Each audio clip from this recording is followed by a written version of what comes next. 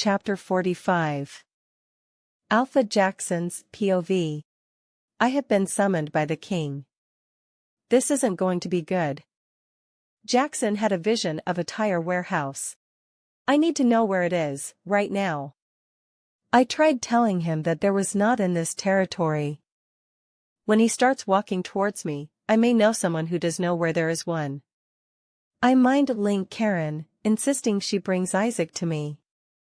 I don't know what the king will make of a rogue being here. When he arrives at the king's room, Jackson goes running to him, hugging his leg, and the king snarls. Rogue. Jackson gave a confused look. I don't care what he is, he saved my life. Snuggling into his leg. I will explain everything to your majesty, but Isaac is our best chance of finding Summer right now. I say, trying to calm the situation down. You can't trust rogues. The king declared. We have had a treaty with Isaac for years, and he has never once deviated from that treaty. I repeat, he is the best chance of finding Summer. Who is Summer? Isaac asks. The doctor, his mom. I said, nodding towards Jackson. The doctor's name is Summer. No. Yes, why? The king asks. A long time ago, must be 8 or 9 years ago, as I had just left my pack, there was a bounty for a woman named Summer. I never take any notice of those sorts of things. I am not a bounty hunter or a mercenary. I only remember it as it was a unique name. Probably just a coincidence. Now this tire place you're looking for, I know of a few. Any more details? I looked at Jack's. Tires, windows, on the door it said Earl's. He thought for a moment. Pearl's Tires? 3 miles south of here. It is just off the main road near a diner. Let's go rogue. The king said. Ha, you will kill me the first chance you get. No, he won't, I am going with you. The small voice of Jack said. He looked at the king. He killed the man that was going to kill me, he saved my life. The safest place on earth right now is by his side. Besides, we are stronger when we are together. No, Jax. Evie said. Yes, Evie, my family. I am going. Besides, someone has to protect Isaac. Folding his arms in front of him. I see Summer's attitude in him. The king knelt down in front of Jackson. You think you could protect that rogue from me killing him? Jackson looked down. The king called his bluff obviously.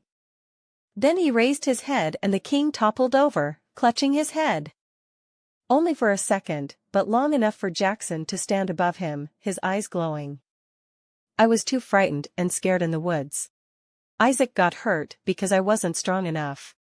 Mommy taught us never to judge people. You do not know what they have been through. Isaac didn't have to save me, but he did. He will not be hurt while I am around. Do you understand? Fine. The king exclaimed as he got off the floor. I will drive Jackson and Isaac. The blue moon effects take place in an hour. Take the royal guard, your majesty, we will meet you there. Summer's POV. My face feels as though it has been hit with a sledgehammer, my head is splitting. I taste blood in my mouth and I am struggling to open my eyes. Alexis, are you okay? I asked her. But she doesn't respond. Alexis? Where is she? I come to my senses when I hear Eden crying. I can't move my hands, which is when I realize my hands are cuffed to the bottom of a cage. I looked around and I see bars. The cage is covered by a tarp, but as we are moving the tarp is flapping around.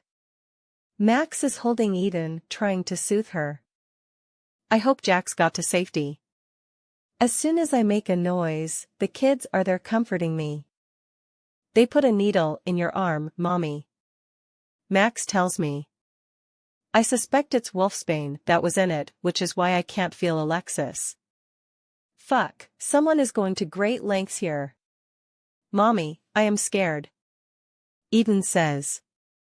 Me too, baby, me too. But I need you both to listen to me. Looking at my kids. If there is any chance you can escape, take it. No, Mommy. Max stated. Yes. I lied to them. I can't let Alexis take control with either of you around or they will kill you. So, I will have to stay human. If you get a chance, go. Alexis will protect us. Do you hear me? I have no idea what is going on. Alexis is gone and the blue moon is looming, so she isn't coming back anytime soon. But if I have to lie to save my children, then I will do it. I will do anything to save them. But we don't want to go without you. I know my babies, but Alexis is strong. But both me and Alexis spoke about it and we cannot risk you being hurt. So we won't change until we know you are safe. Do you understand? If you get a chance to escape, you have to take it. To save me. They are both crying now. Max, do you understand? I know Max, he may only be 7, but he is the protector out of my children. I have to make sure he understands what is at stake. They won't care if you're children, they will hurt you. The truck stops with a jolt. There are voices outside before the tarp is removed, the cage is opened and the kids are dragged out, screaming. I am pulled out by my chains. I want to resist, but the kids are there, Alexis is missing, and I feel like my body has been hit by a truck. Our only chance right now is that Jax has got help. Eden bit the arm of the man that was holding her. He yelled, throwing her at the wall of the building.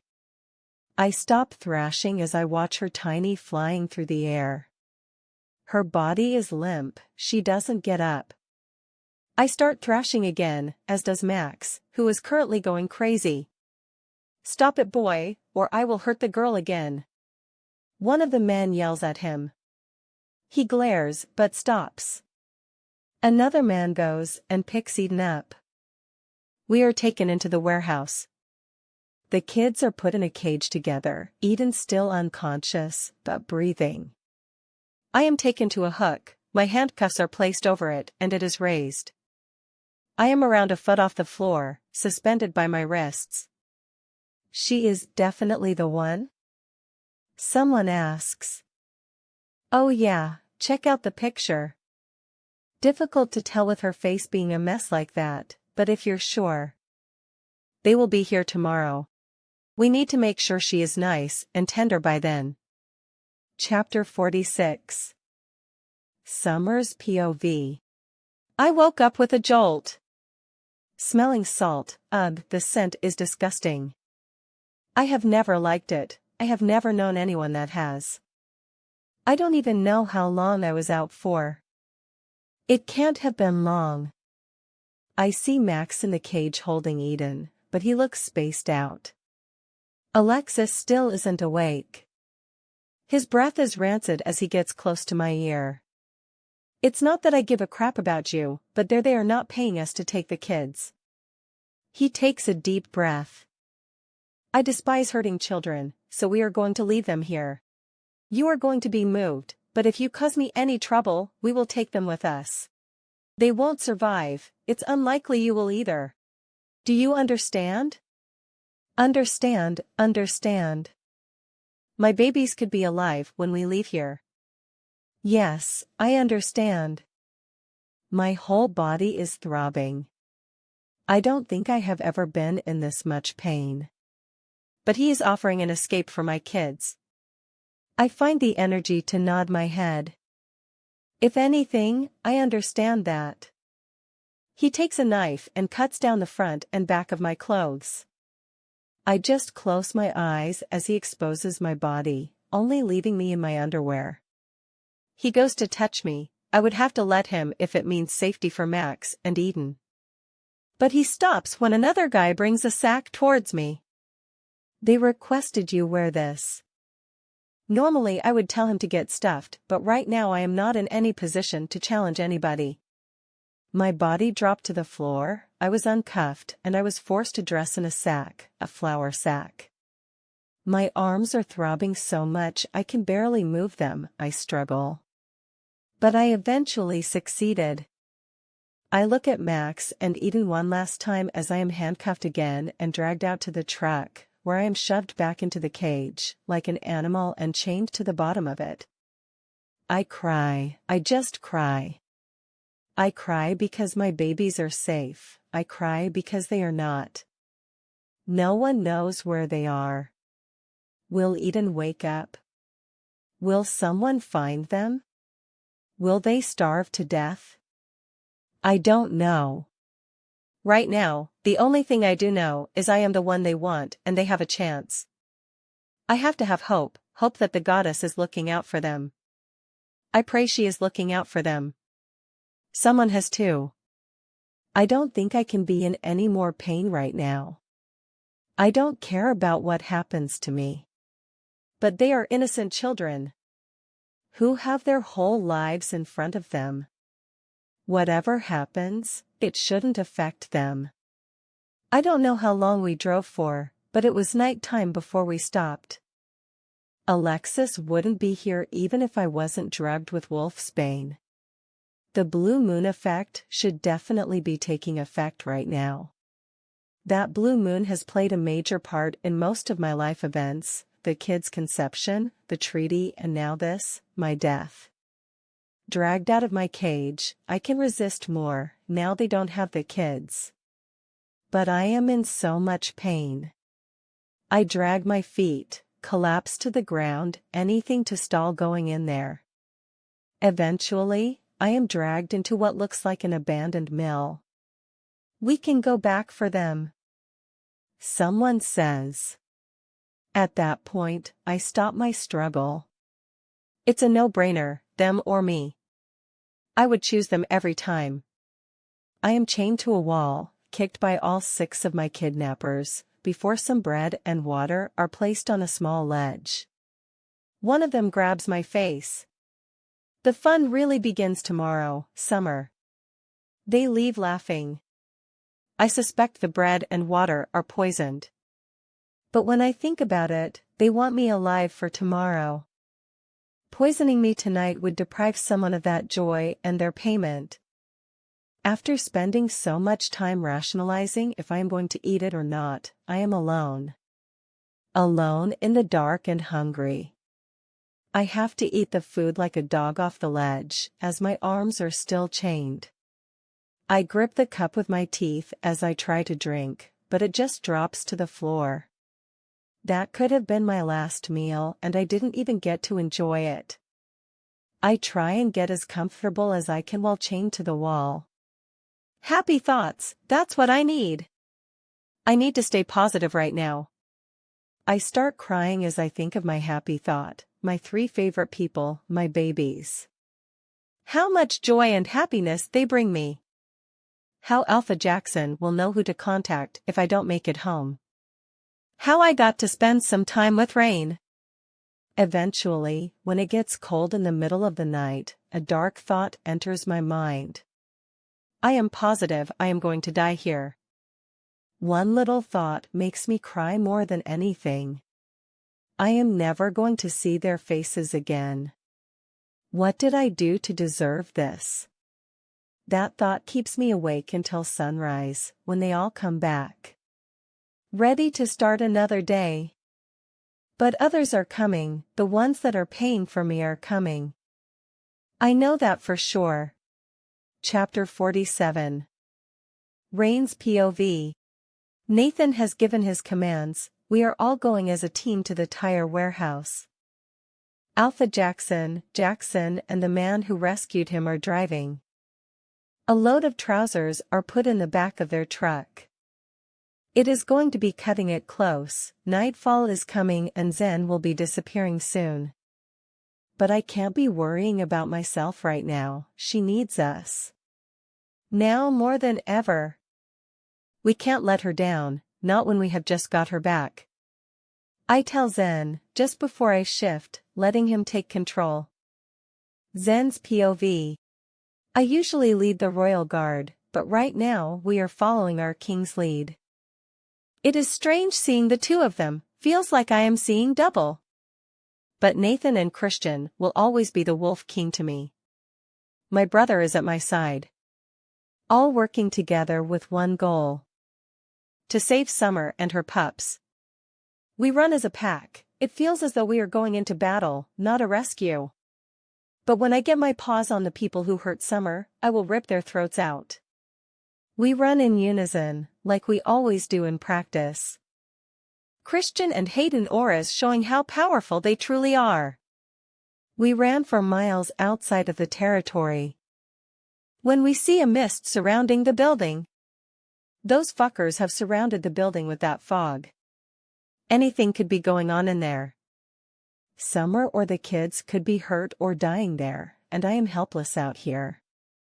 The Kings and Gale hadn't seen this before and came to a sudden stop as soon as they got near it. I needed to let Rain take over. I won't be here much longer, we need a solution now. Rain's POV. Zen, lets me take our body back. We are all naked trying to get past the mist. But none of us are able to go near it. A truck pulls up behind us and Alpha Jackson starts handing out trousers. This is ridiculous. Dawson yelled. You can hear the frustration in his voice. We had to fight our way through this to rescue Nathan. I stated. They look at me, Nathan doesn't remember and Dawson and Gale weren't there. How? How did you get through it? Nathan says, panicking. We used the waterproof suits we had at the camp and Summer got some oxygen cylinders and masks from the hospital. But we don't have time to organize that again. Jackson made an appearance, rushing past everyone. They're in there, Uncle Rion. He was screaming and thrashing to get past us. But he had no chance, as I held him in my arms. Why can't you go and get them, Uncle Rain? He said once he started calming down. I can't, my wolf refuses to let my body go in, because it would kill him. Sadly, this is the truth.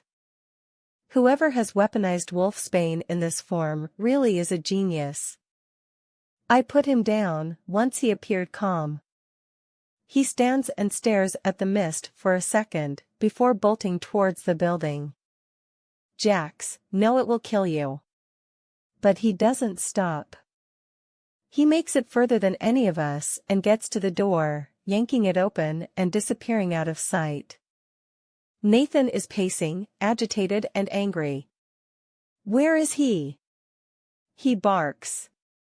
Dawson is just as restless, but remains quiet, snarling but quiet.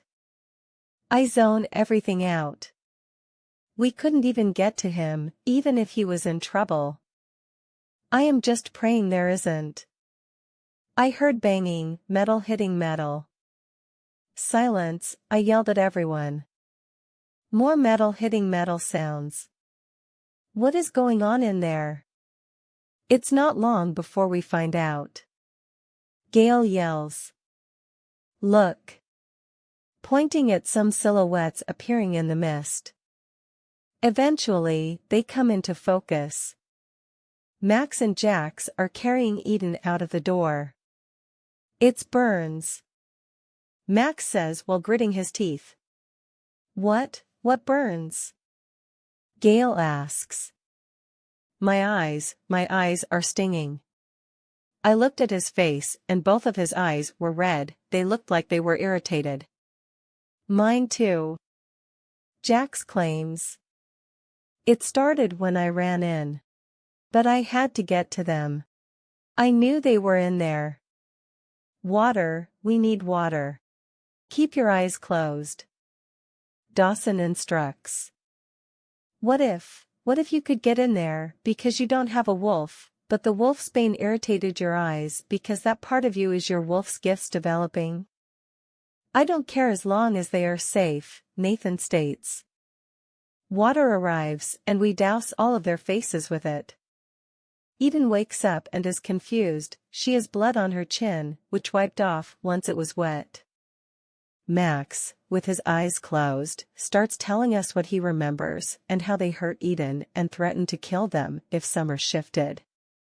How she was chained to the ground, how they hooked Summer up to a chain and swung her from the ceiling, and how they ripped her clothes off her and made her wear a sack. I don't know who was growling the most. The Kings, Gale or Zen. I guess it just goes to show how much we all want her back safely.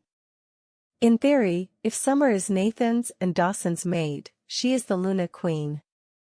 They have not only hurt her physically and emotionally, but they have also threatened the heirs to the throne. Whether they know it or not, the Wolf King won't let them live. I don't know Dawson, but I know Nathan. He once confided in me about what happened to him as a child and about him being kidnapped and hurt. He swore that if his children were ever in a similar position, he would send a message, a strong one. One where everyone knew that going after the royal family would have fatal consequences. Gale offers to take the children to the hospital for treatment, but they don't know him. So they refused to go with him. I would go with them, but I am needed here. So I do the only thing I can do. I call the nanny.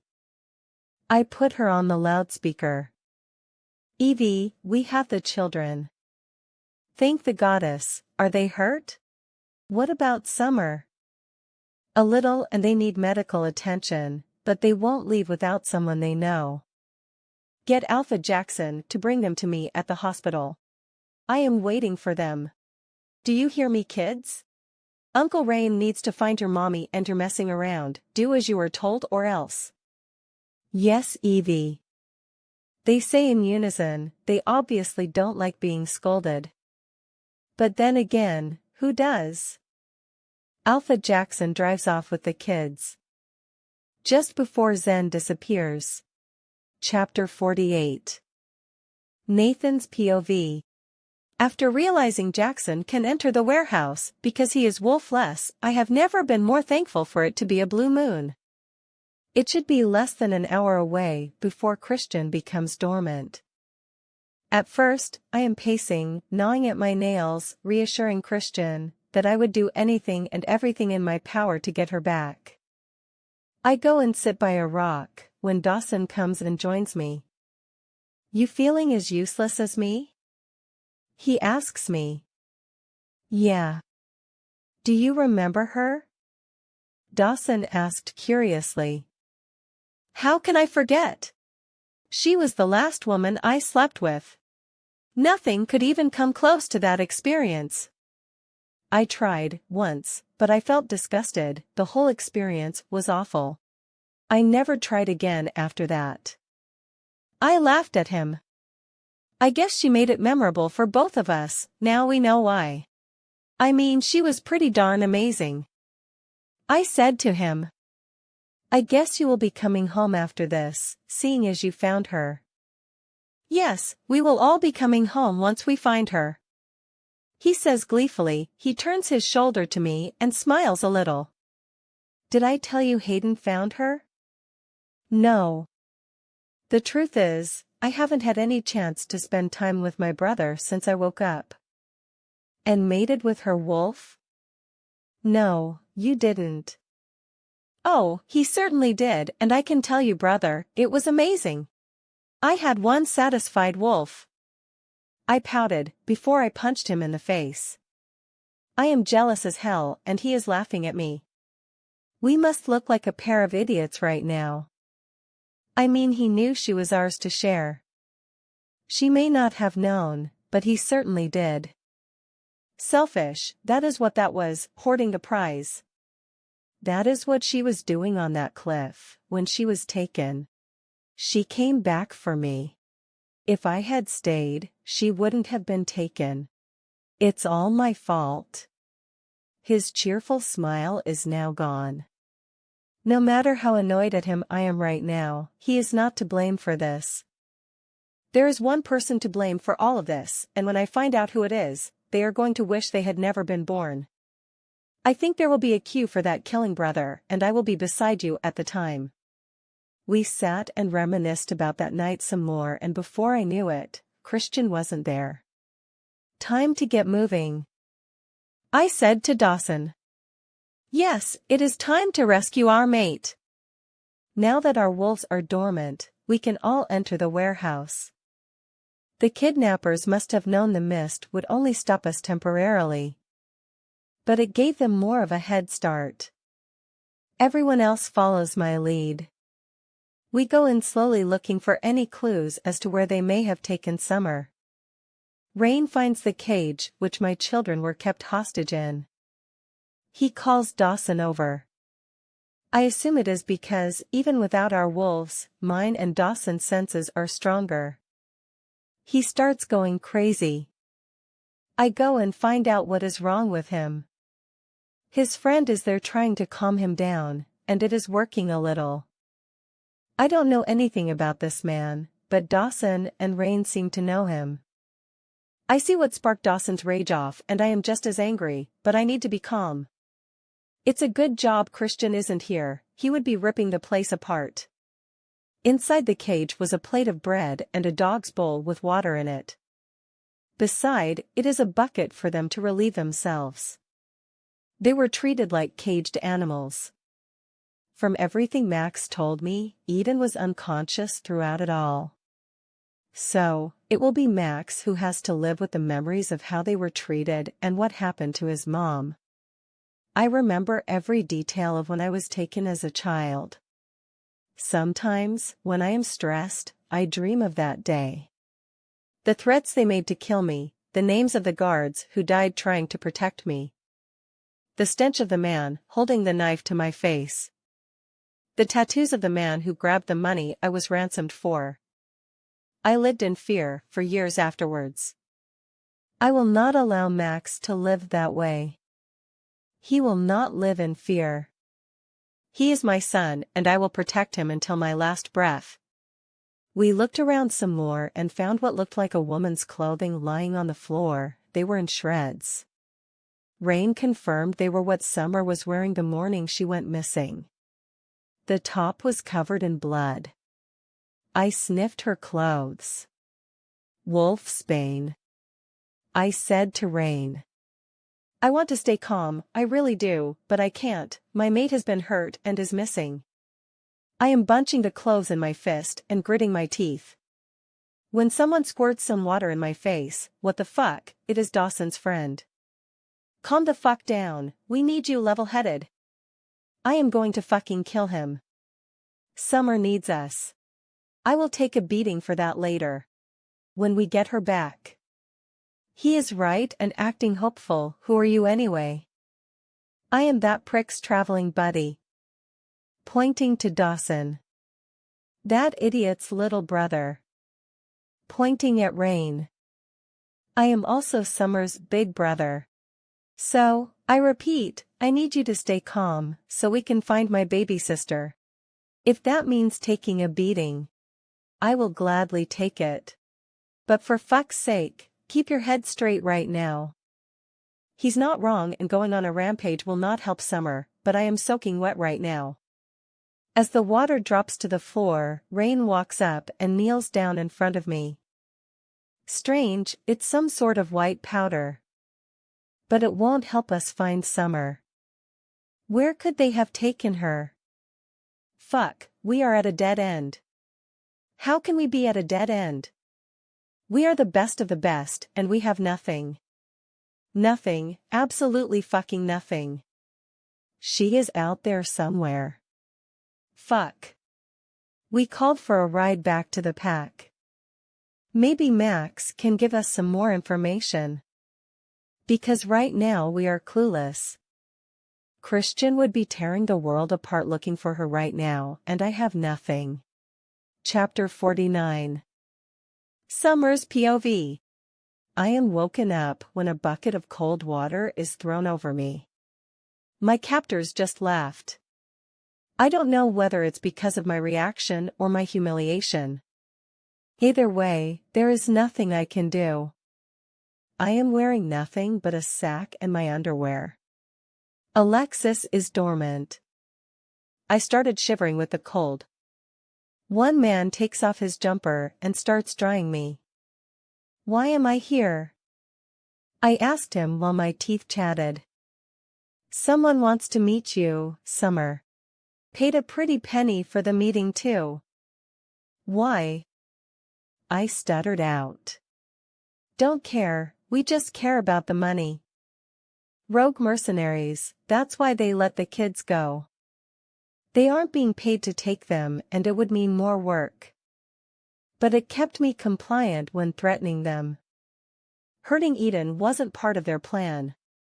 I will double what they paid you, I said while my teeth were chattering. Sorry, love, there is no negotiating with that bunch. We back out now and they will kill us. We would rather take the money and be alive to spend it, if you know what I mean. My handcuffs are unlocked. I instantly feel the pain in my shoulders from being in the same position for hours. I curl up in the fetal position and cry. But it is not long before I am dragged to a bathroom to freshen up. One of the men comes in with me and the door is left open for me to do my business on full display. He is watching my every move, probably seeing if I am trying to find a weapon of any kind or to make me uncomfortable. He obviously doesn't realize my field of work. I don't care if he watches me using the toilet, it's a natural motion, everybody does it and I am never afraid to go, no matter where I am or, in this case, who is watching. I actually think he is a bit disgusted that I did manage to go. After I finished relieving myself, I pulled down my sack. My itchy, dirty sack. But someone wants to specifically humiliate me. I took a look in a small cracked mirror. I don't even recognize myself. One of my eyes is so swollen and blue I can't open it. I have a split top and bottom lip and at some point my nose has been bleeding. I am covered in bruises, especially my wrists, where I have been handcuffed since I have been taken. My arms feel as though they are made of jelly after being chained up for hours. I am dragged out of the bathroom and sat in a chair, my ankles and wrists tied to it. They will be here within the hour. A voice says. Who? I ask. Never you mind? One of the men brought me a drink of water and bread. It tastes disgusting, but I gobble it all up. I don't know when I will get anything to eat or drink again, or if I will get anything again. I put my head down and try and concentrate on my happy people. They are what will keep me going. I must doze off, because when I wake up there are people talking in the next room. The windows are frosted and something is being exchanged, probably the payment for me. I can hear laughing and someone being thanked. Boys, let's go. She is paid for. Someone yells. That is when the mercenaries left. I knew I would be kept alive while they were waiting for their payment as they were at least paid to deliver me alive. It is forever when 3 men walk in from the next room. All in suits, not looking like they want to get their hands dirty. That is until one of them gives a sadistic grin as he kneels in front of me. Ready, girlie? He asks. I spit in his face. These sick fucks have had me brought here for who knows what reason and he is asking if I am ready? He pulled out a handkerchief from his pocket and wiped his face. As he put it back in his pocket, he pulled something else out. Just the answer I was hoping for. His grin widens just before he thrusts a taser into my chest, through a tear in my sack. I grit my teeth as my body reacts to the electricity that courses through it. A tear ran down my face. I would have probably wet myself as well if I hadn't have been to the toilet recently. He paused. You didn't even let me get my jacket off before we began, you are keen. I wanted to give him a snarky remark, but I was too busy trying to catch my breath, while he removed his jacket. We have a long few days ahead, Summer. I hope you're comfortable. Then he comes back and places the taser against my skin this time. It burns, my body convulsing again as the taser does its job. I pray to the goddess that if she has any mercy, she makes my death swift. He stops when a door slams behind him. I am catching my breath again. Thinking of my happy people. I thought I would get started. My torturer tells someone who is laughing. It's a woman's laugh. Who can I have upset this much in my life? I ask myself. I can't lift my head up and I struggle to open my eye. My body hurts too much. But she walks over, I can tell by her stride, grabbing my hair, pulling my head back. Payback is a bitch and so am I. A woman's voice says. She forces open my good eye. It's then I see who has orchestrated this whole ordeal. Is that? It is, it's fucking Carly. Chapter 50. Carly's POV. I can't believe they have finally found her. It's taken long enough, 8 years. 8 fucking years I have held on to this grudge.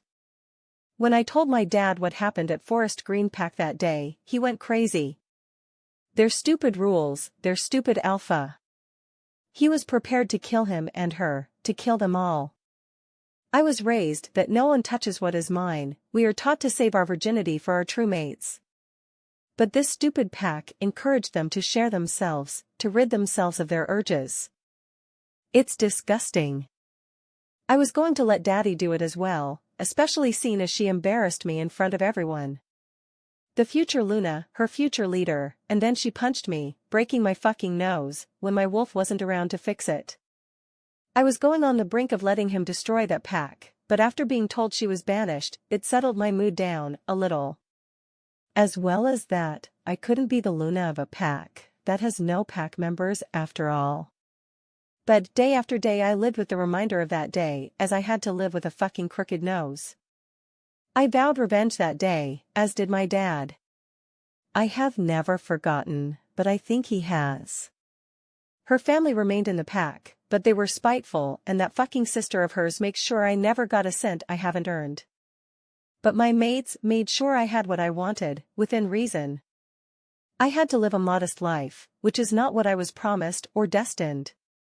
I should have been living at the height of luxury. I am an alpha's daughter, brought up with the best of everything. As well as having future alphas as mates, I shouldn't have to work for anything. It was all of her fault, that fucking slag, spreading her legs for a thrill. I made sure her family's phones were tapped and every piece of mail was checked, in case she sent them a message as to where she was. But nothing ever came of it. I would flaunt myself in front of her brother during training, hoping to get his attention, so I could get her location from him. But it never worked and he left the pack. They were loyal to each other. I would never give up, especially seeing as every day that I looked in the mirror and looked at my fucking crooked nose. The only reason I stayed in that fucking pack is that one day I would be Luna, otherwise I would be out of there. I would reject them both in a heartbeat. Twin sons of an alpha. Who would want the pair of them, seriously? The thought still disgusts me of being mated to 2 of them. Secretly, I hoped one of them would be killed, but that is a thought I keep to myself. But whilst they are not alphas, they are not expected to lead a fight, but their father is getting older these days, and his days as alpha are coming to an end. It was when I fell pregnant, I finally found her. My mom contacted a distant relative whose daughter had some obstetric experience. She was singing the praises of a doctor she works with within her pack. This doctor taught her so much and how experienced and well-trained she was. Which way she was going on, you would think she was a goddess. Elizabeth did not understand what I was going through though. The swollen ankles, the pains, sleepless nights, the need to urinate all the time, and I mean all the time. No woman would go through this more than once. I must be having the worst pregnancy known to man, and it was a man that was causing me to suffer. I was so sick of her going on about this doctor in her pack that would see to all of my needs if I went to her. It was only when she said that she had been there 8 years, did I start considering the possibility it could have been her. "Does this doctor have a name?" I asked her innocently one day. "Honestly, everyone just calls her doctor. I don't even know her name." "How bad is that?" "I work with her nearly every day." I vaguely remember the alpha calling her the name of a season. "Probably a nickname," she said, shrugging her shoulders. "You know we are classed as the safest territory in the country." I was starting to detest the sound of her voice, and I think if she carried on I would have killed her. But Elizabeth was from another pack and that would not have gone down too lightly. But she gave me some valuable information. After the birth of my daughter, I told my dad's beta of the information I had acquired. He thought it was too much of a coincidence as well and I should investigate further. I planned on it. She would finally get what she deserved. My daughter's birth was a blessing for the pack. But for me, the blessing was that I had potentially finally found that bitch. Beta Vincent started doing some recon. That's when I could finally 100% confirm it was her. My revenge wasn't far away. I may have waited 8 years to find her, but I am from the Blood Moon pack. We get our revenge. No matter how long it takes or whatever the cost. It was organized that she would be taken during the blue moon when her wolf was dormant. Once I heard the mercenaries had her, I was practically giddy all the way there. Daddy looked after Freya, while me, Beta Vincent and a few others went to deal with the situation. I remember Beta Vincent from my youth. He is sadistic, but I plan on being the one that finally kills her. I am, after all, the Alpha's daughter. When I walked into the room, Beta Vincent had already begun. She looked a mess, which I was happy to see. I was practically giddy and smiled with glee. I had to force her good eye open to see me. See who was responsible for the mess she was in right now and responsible for what she is about to endure. Payback is a bitch and so am I. I have finally got her and I am going to make sure she pays. Chapter 51. Gale's POV. Go back to the pack? He is having a laugh. That would be like giving up the search for her. Not a chance in hell am I giving up looking for her. I may have lost her once, because of pack loyalty. But I will not be giving up on her now. I could feel my face burning with anger as I walked out of the building. Dawson runs after me. "Where are you going, Gale?" he asks. "To look for our sister. They didn't just get up and vanish. I can't just sit around waiting, hoping they get in touch. From the sounds of it, they intend to hurt her." I am annoyed he is not as angry as me. He is about to say something, but I don't care. Don't think I am very good company right now anyway. He walked outside with me. Wait a few seconds. "No, I am going." "Seconds," I said. He walks towards someone, says a few words, and they both walk in my direction. This is Isaac, he's a rogue. He knows these parts better than anyone here. He found this place. Let him go with you. I thought for a second before agreeing. Having someone who knows the area may not be a bad thing. As long as he doesn't get in my way. Isaac scoffs. Like I want to go, but my mate is in that pack and I am going back for her. Helping him secures that. Gesturing towards Rain, who nods and throws me a mobile phone and a wallet at me. "Call me if you need me." We set off on foot in the opposite direction from the pack. It's not likely they went that way anyway. We walked for miles in silence. I get the impression this guy is not a talker. Thankfully. I have met rogues in the past. They were all different and became rogues for different reasons. If Alpha Stand banished Summer, she would have been a rogue. If he cut my ties to the pack after I left, I would be a rogue. So no, I do not judge rogues for wanting to escape pack life. But the feral ones need dealing with. How do you know Summer? I eventually asked him. The doc? Yeah, the doc, Summer. I am not used to calling her by her name, she has always been the doctor to us. A few blue moons ago, she helped one of my pregnant pack members. She didn't care that we were rogues. She cared that my pregnant woman had a safe delivery. In my book, it makes her a good person, she doesn't judge us, because we are rogues. We made a treaty with the pack and it has been in place since, with no problems until now. The doc was the key to the treaty. I looked at him and nodded my head. That's my Summer, not giving a damn about status. She calls it as she sees it or, as Dad would say, a spade is a spade. How do you know her? He asked me.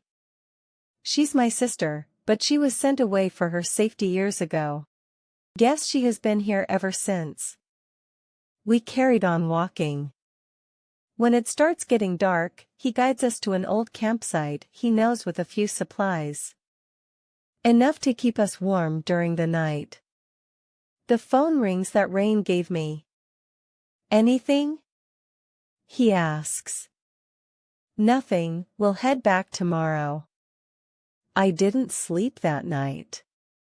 Every sound could be something linked to finding Summer. I know it's ridiculous, but my brain couldn't stop thinking about her, worrying about her. I have never got to see her since she left Forest Green Pack and now, she may be gone forever. I nearly cried, thinking that. But that is negative and I have to stay positive. I am positive we are going to find her. By morning I was starving. Isaac must be as well as he suggests, eating something as we are near a bar he knows that serves food. It opens at 11 a.m. The best option we have within the next few hours, so I agree. We enter the place and it's already busy. Who the hell is drinking at this time of morning? I say to my new companion. We're wolf-less right now. Many are taking the opportunity to enjoy that fact by getting drunk. Isaac walks up to the bar and orders food and gets us a few drinks. There was a large group of men making a big ruckus a few tables down. Nothing I can't ignore. But to be honest, I could do with a good fight, I have a lot of anger building up inside of me. The food isn't amazing quality, but I haven't eaten in a while and practically licked the plate clean. We were about to leave and head back to Crystal Lake. But before we did, I used the toilet, bumping into a man on my way back. I couldn't help but notice the small oval-shaped mark on his arm. Looks fresh. Sorry, pal. I say. He sneers at me, I want to deck him there and then. But I need my anger to fuel me into finding Summer. We go outside in the daylight. I called Rain and was waiting for him to answer, when a thought hit me. A thought stopped me in my tracks. Eden had dried blood down her face. What if it wasn't Eden's? I didn't say anything when I threw it at Isaac. I have to know. I was heading towards the door, but the man I was looking for was walking out with his buddies. Here, pal, where did you get that mark on your arm? I shouted at him. Fuck off. I grabbed his shoulder. A red-headed girl wouldn't have given it to you, would she? He punches me and I go down, on purpose. That little shit got what she deserved. He says as he stands above me. She did give it to him. Thank you, Eden. He starts kicking me on the ground, but I grab his legs and get to my feet. Then I started punching the crap out of him. His buddies came to his rescue and started punching me. Isaac is in there somewhere, giving me back up. But I am in a blind rage. I need to calm down or I will kill him before I get answers. Eventually, and somehow the guy I want to talk to is on the ground. His friends are in their truck. Tell me where she is or I will kill you, you fucker. I yelled at him as I pressed my boot into his throat. The engine of the truck starts, but I don't care. I have the one I wanted. Tell me, I said, putting some pressure on his neck. Then I hear a loud bang, before the truck speeds off. The guy's brains are scattered along the ground and I am back to where I started, nowhere. They shot him, his friends shot him in the head. Fuck. Arg. It feels like forever until Rain arrives. I tell him what happened and he goes to check his pockets. He finds a phone number. We need to call it. I tell him. Yes, we do, but we need to try and track it at the same time. He is right, of course, but it doesn't stop me being frustrated. As Rain gets up from his body, I can't help but notice a slight white cloud coming off the guy. Probably dust from the ground. No big deal, I guess. Chapter 52. Rain's POV. Nothing, absolutely nothing, no leads or anything from the tire warehouse. The only thing that is stopping me from going insane right now is those kids. Summer's kids. If she finds out I wasn't there for them when they needed someone, she will kill me. Gale took off with Isaac. It should have been me that went with him. But I am thinking of the family right now. Nathan and Dawson are beside themselves after seeing her clothes covered in blood and nothing to go on. I think they are hoping that the kids have more details. We got back to Crystal Lake Pack. We regrouped and I sent out guards in every direction, hoping they would find something, or anything. I go to the hospital where the kids are. Elizabeth has been soaking their eyes and applying cream. She tells me they will be fine. Evie is consoling the kids as best she can, but with there being 3 of them, she has had to recruit help from Florence. They all looked hopeful when I walked into the room. But I have nothing to tell them. Which is when all 3 of them cuddled up on the sofa and cried. I would have joined them, but that may have made their grief worse. Nathan walks in and Jackson runs to him, crying. The other 2 look confused. He's our daddy. He tells them. They stare at Nathan. Hi. Nathan says. Eden cuddles up to Max. He's only our daddy, when Mommy tells us he's our daddy, so you had better find her. You can tell he is the oldest child at that moment. You're right, when I find your mommy, she can tell you. But she will have to tell you that you have 2 daddies. Dawson walks into the room oblivious to the conversation going on.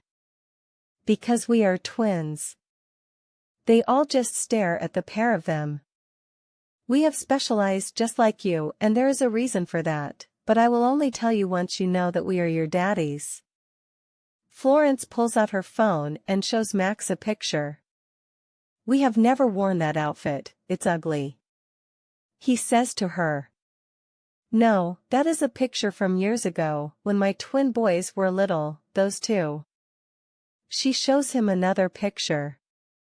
Eden, what are you wearing? That is hideous. That is not Eden, that is a picture of me when I was little. I used to have yellow eyes too, but my gift is gone now. Florence tells him. So, will me and Jax look like them one day?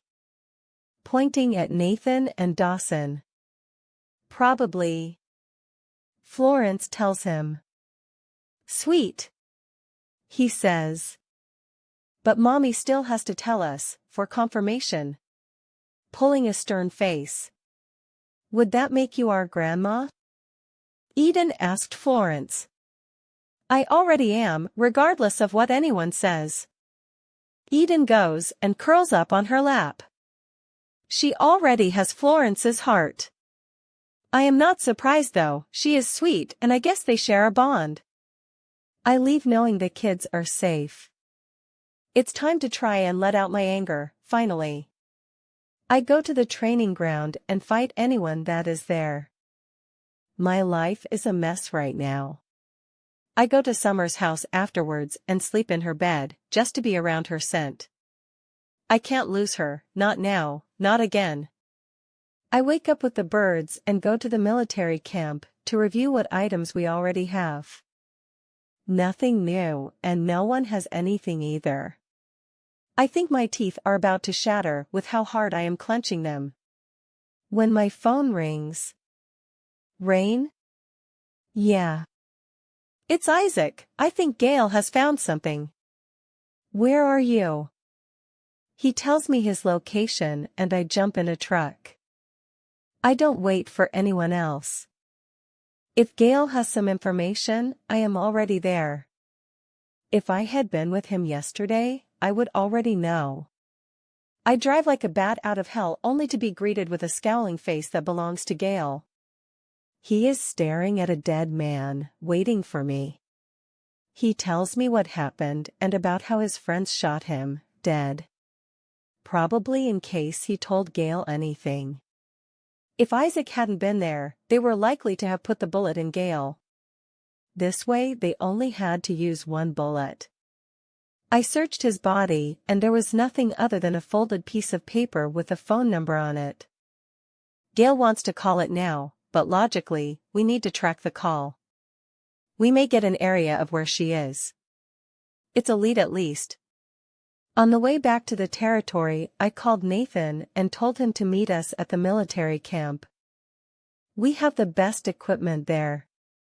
We hook up a speaker phone, recording equipment and tracking equipment. It is decided that Dawson will speak if they answer. Then we dial the number, waiting patiently to see if it rings and if anyone answers. What is the response we get from the other end of the phone? But at least someone answered. Where are you? Dawson asks. Who is this? Where is she? Dawson questions. Ah, I see. Let her go. But the fun is just about to get started. Right, Summer? There is an electrical sound and she screams. I am going to rip you apart. You have to catch me first. He says, laughing. Before hanging up. We tried dialing the number again, but it was disconnected. I hit the table so hard that it broke. Stomping outside afterwards, I am going to murder someone. I have played calm up until now, but I am going to explode. Gale walked past me. Come with me. This is what he must have felt like yesterday. He takes me to a huge tree in the middle near a lake, where he sits down and starts crying. I am so angry, I need to find her. He says. I sat down and did the same.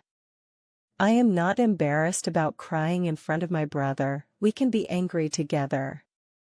I always have to be the strong one and I am scared we may not get her back. I tell him. We have to get her back, those kids need her. Her mates need her, we need her.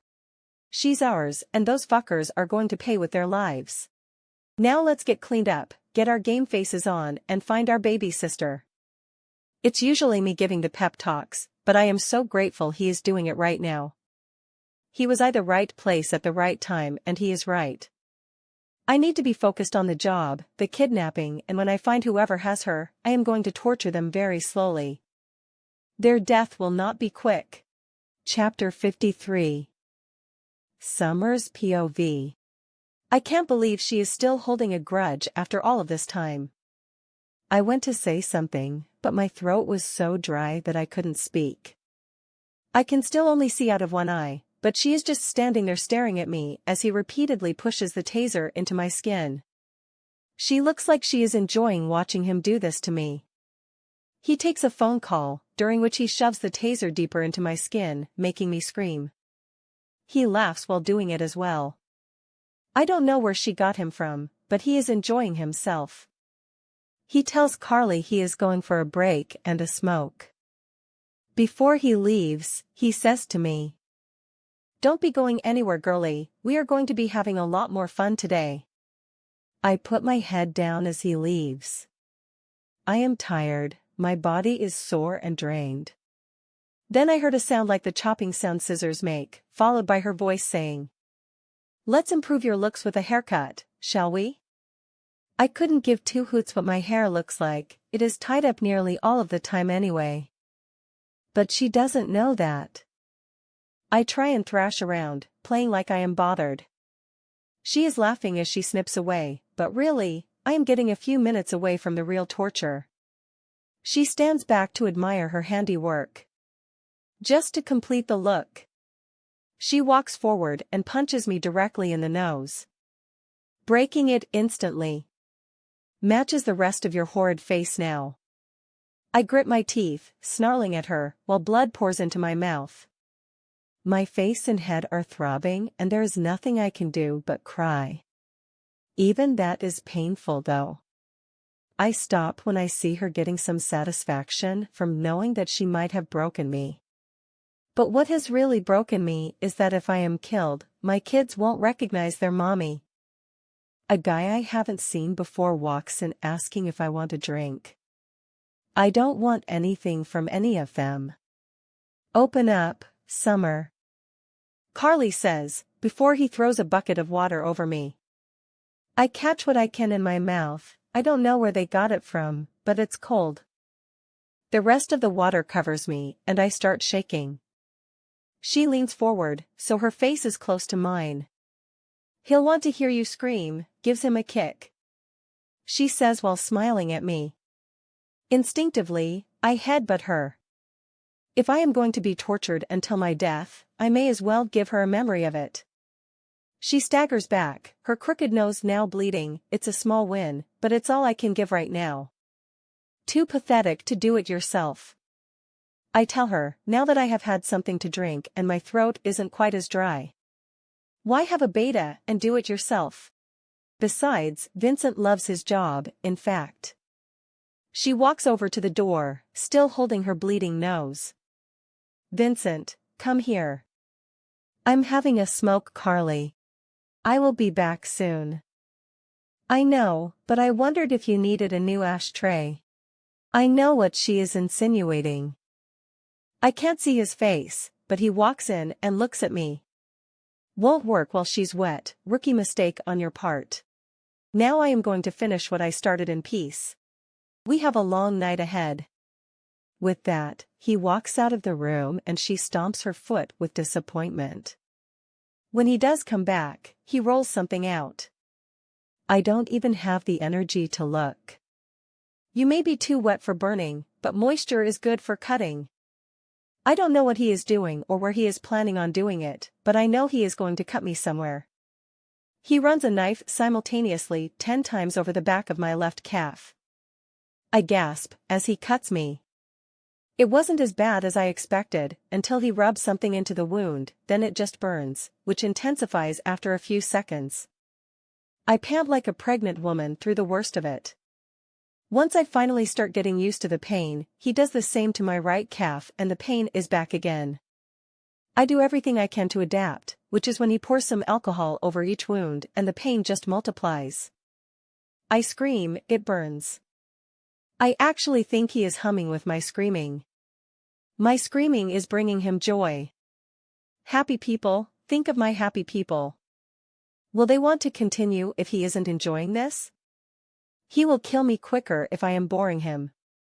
I need to stop making any sounds. He cuts both my arms, rubbing them with something, and again it burns.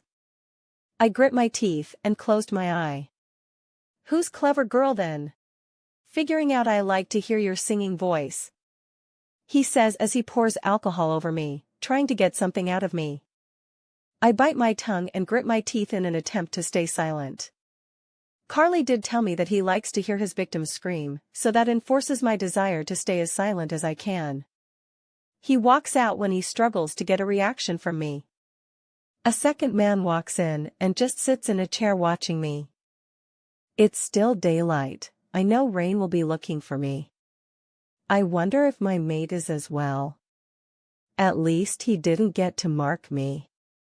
If I die now, the goddess may bless him with a second chance mate. I hope she does anyway. She hasn't heard my prayer of a swift death yet. Maybe she thinks I deserve this or isn't listening.